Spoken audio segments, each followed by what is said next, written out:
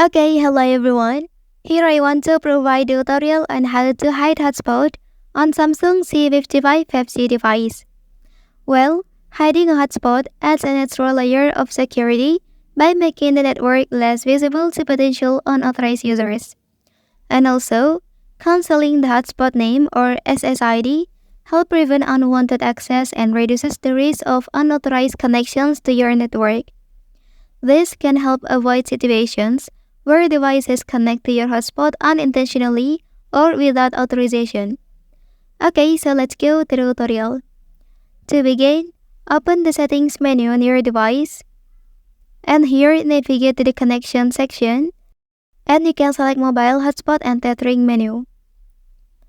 Okay, and then tap on the first option available. So proceed to tap on any box on the page.